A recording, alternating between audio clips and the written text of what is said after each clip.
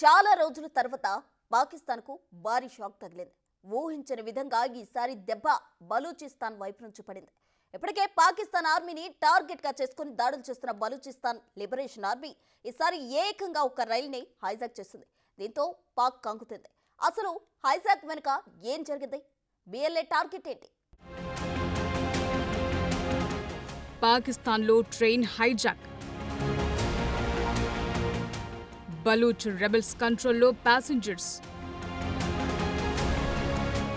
ప్రపంచ దేశాల్లో అప్పుడప్పుడు కొన్ని ఊహించని పరిణామాలు జరుగుతుంటాయి. ఇప్పుడు పాకిస్తాన్లోనూ అలాంటిదే జరిగింది. బలూచిస్తాన్ ప్రావిన్స్లోని వేర్పాటువాద ఉగ్రవాదులు దాదాపు 400 మంది ప్రయాణికులతో వెళుతున్న ప్యాసింజర్ రైలును హైజాక్ చేశారు. బలూచిస్తాన్లోని క్వెట్టా నుంచి పెషావర్కు వెళుతున్న రైల్పై కాల్పులు జరిపి ఉగ్రవాదులు తమ ఆధీనంలోకి తీసుకున్నారు. ఇదే సమయంలో 6 పాక్ జవాన్లను కూడా హతమార్చారు. దాడి చేసింది తామేనని బలూచ్ లిబరేషన్ ఆర్మీ ప్రకటన కూడా రిలీజ్ చేసింది. ప్రస్తుతం బిఎల్ఏ ఆధీనంలో కొందరు ప్యాసింజర్లతో పాటు 100 మంది పాక్ మిలిటరీ, ఏటీఎస్, ఐఏఎస్ అధికారులున్నారు. మహిళల్ని, చిన్నారుల్ని, బలూచ్ ప్రజల్ని వదిలేసినట్లు ప్రకటించారు. బలూచిస్తాన్లో ఏరియల్ అటాక్స్ ఆపాలని డిమాండ్ చేస్తున్నారు. దాడులు ఆపకపోతే అందరినీ చంపేస్తామని వార్నింగ్ ఇస్తున్నారు. ప్యాసింజర్లంతా సెలవులపై పంజాబ్కు ప్రయాణిస్తున్న సమయంలో వారిని బందీలుగా చేసుకున్నట్లు తెలుస్తోంది. ఈ ఘటనతో బలూచిస్తాన్ ప్రభుత్వం అత్యవసర పరిస్థితి విధించింది. ఇప్పటికే పాక్ ఆర్మీని టార్గెట్ చేసుకుని దాడులు చేస్తోంది బలూచిస్తాన్ లిబరేషన్ ఆర్మీ. ఈసారి ఏకంగా బలూచిస్తాన్ గుండా ప్రయాణిస్తున్న రైల్ని హైజాక్ చేయటం అందరినీ షాక్ కి గురి చేసింది. ఈ దాడికి పాల్పడింది మజిద్ బ్రిగేడ్, ఫతే స్క్వాడ్ అని ప్రకటించింది బిఎల్ఏ. ట్రాక్ ని పేల్చేసి రైలును ఆధీనంలోకి తీసుకున్నారు. అంతేకాదు బందీలను విడిపించేందుకు ఏవైనా చర్యలు తీసుకుంటే తగిన గుణపాఠం చెప్తామని వార్నింగ్ ఇచ్చింది బిఎల్ఏ. ఇకపై బలూచిస్తాన్లో ఎలాంటి మిలిటరీ ఆపరేషన్ నిర్వహించకూడదని వార్నింగ్ ఇచ్చింది. వీటిలో ఏది జరిగినా బందీల ప్రాణాలు పోతాయని హెచ్చరించింది. బలూచిస్తాన్ ప్రాంతాన్ని ఆక్రమించిన పాక్ ఆర్మీ జవాన్లు వెంటనే తమ చోటును విడిచి వెళ్లాలని బలూచిస్తాన్ లిబరేషన్ ఆర్మీ డిమాండ్ చేస్తోంది. ఇదే పాక్ ఆర్మీకి లాస్ట్ ఛాన్స్ అని, లేదంటే బందీల మరణాలకు పాక్ ఆర్మీనే కారణమవుతుందని అల్టిమేటం ఇచ్చారు. కొన్నేళ్లుగా బలూచిస్తాన్ లిబరేషన్ ఆర్మీ పాకిస్తాన్ నుంచి స్వాతంత్ర్యం కోసం డిమాండ్ చేస్తోంది. పాకిస్తాన్తో పాటు చైనాపై దాడులకు పాల్పడనున్నట్లు ప్రకటించడం ఇప్పుడు హాట్ టాపిక్ గా మారింది. ఇందుకోసం బలూచ్ నేషనల్ ఆర్మీ అనే ఏకీకృత సంస్థను ప్రకటించిన కొన్నాళ్లకే రైల్ హైజాక్ ఘటన చోటు చేసుకోవటం సంచలనంగా మారింది. కొన్నేళ్లుగా వేర్పాటువాదుల తిరుగుబాటుతో బలూచిస్తాన్లో ఉగ్రవాద దాడులు జరుగుతున్నాయి. ఇదే నెలలో హుజ్దార్ జిల్లాలో జరిగిన ఐఈడీ పేలుడులో 5 ప్రాణాలు కోల్పోయారు. ఈ హైజాక్ ఘటనతో పాక్ ప్రభుత్వం ఉలిక్కిపడింది. బందీలను విడిపించేందుకు చర్యలు చేపట్టింది. దశాబ్దాలుగా పాకిస్తాన్ను ఇబ్బంది పెడుతున్న బలూచిస్తాన్ ఎక్కడుంది? దాని చరిత్ర ఏంటి? ఇన్నేళ్లుగా కొనసాగుతున్న ఉద్రిక్తతలు ఎందుకు చల్లారడం లేదు? అసలు బలూచీలో ఎన్ని మిలిటెంట్ గ్రూపులు యాక్టివ్గా ఉన్నాయి? బలూచిస్తాన్ లిబరేషన్ ఆర్మీ డిమాండ్స్ ఏంటి? బలూచిస్తాన్ పాకిస్తాన్లోనే అతి పెద్ద రాష్ట్రం. ఇరాన్, ఆఫ్ఘన్తోనూ కొంత కలిసి ఉన్న ప్రాంతం.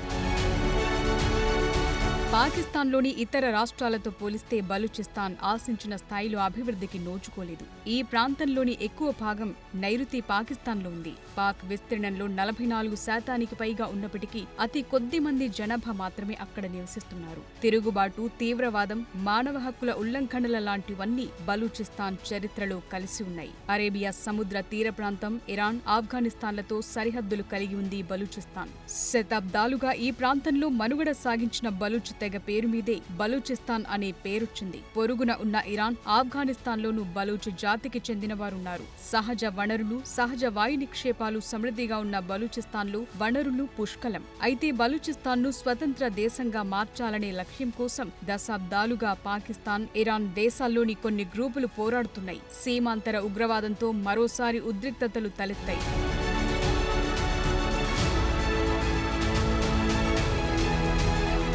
బలూచిస్తాన్ వేర్పాటువాదుల గ్రూపుల్లో Balochistan liberation army, Balochistan liberation front active గా పనిచేస్తున్నాయి. అప్పుడప్పుడు ఈ మిలిటెంట్ గ్రూపులపై పాకిస్తాన్ ఆర్మీ దాడులు జరుపుతూ ఉంటుంది. తమ ప్రాంతంలోని వనరుల్ని దోచుకుంటూ ప్రజల సంక్షేమం, అభివృద్ధిని పాకిస్తాన్ ప్రభుత్వం పట్టించుకోవట్లేదని బలూచిస్తాన్లోని ప్రజలు ఆరోపిస్తున్నారు. దశాబ్దాలుగా బలూచిస్తాన్లో నెలకొన్న అశాంతికి, తిరుగుబాటుకు ఇదే ప్రధాన కారణంగా కనిపిస్తోంది. బ్రిటిష్ పాలన నుంచి విముక్తి పొందాక భారత్ పాకిస్తాన్ల విభజన జరిగినప్పటి నుంచి బలూచ్ ప్రజలు తమకు స్వతంత్ర దేశం కావాలనే నినాదంతో పోరాడుతున్నారు. అప్పటి నుంచే పాకిస్తాన్ ప్రభుత్వం మిలిటరీకి వ్యతిరేకంగా పోరాటం చేస్తున్నారు. ఆ తరువాత కూడా బలూచ్ల సాయుధ దళ పోరాటం కొనసాగింది. 1970ల తరువాత వీరి ప్రాబల్యం తగ్గింది. ఎప్పుడైతే పర్వేజ్ ముషారఫ్ అధ్యక్షుడిగా అధికారం చేపట్టారో ఆనాటి నుంచి మళ్లీ తిరుగుబాటు మొదలైంది.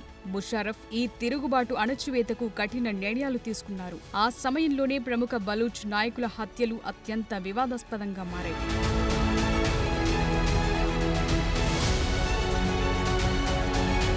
బలూచిస్తాన్లో తిరుగుబాటు అణచివేతకు పాక్ ఆర్మీ, ఇంటెలిజెన్స్ ఏజెన్సీలు మారణ హోమాన్ని సృష్టించాయి. ఈ అణచివేతల వల్ల వేలాది మంది కనిపించకుండా పోయారు. అప్పుడు పాకిస్తాన్ భద్రతా దళాలు హింసకు పాల్పడ్డాయని, చాలా మందిని చంపారని ఆరోపణలొచ్చాయి. పాకిస్తాన్ మాత్రం ఈ ఆరోపణల్ని ఖండించింది. ఓ రిపోర్టు ప్రకారం సుమారు 7,000 మందికి పైగా అదృశ్యమయ్యారు. బలూచిస్తాన్లో చాలా మిలిటెంట్ గ్రూపులు దాడులు కొనసాగిస్తున్నప్పటికీ ప్రధానంగా బిఎల్ఎఫ్, బిఎల్ఏ మిలిటెంట్ గ్రూపులు ఫుల్ యాక్టివ్ గా వ్యవహరిస్తున్నాయి. ఈ రెండు పాక్ భూభాగం నుంచే పాకిస్తాన్ కు వ్యతిరేకంగా పనిచేస్తున్నాయి. ఇరాన్, ఆఫ్ఘనిస్తాన్లలోనూ వీటికి రహస్య స్థావరాలున్నాయని పాకిస్తాన్ ఆరోపిస్తోంది. అంతేకాదు ఇరాన్ ప్రభుత్వం ఈ గ్రూపుల కీలక నాయకులకు ఆశ్రయం కల్పిస్తోందనే ఆరోపణలు కూడా చేస్తోంది.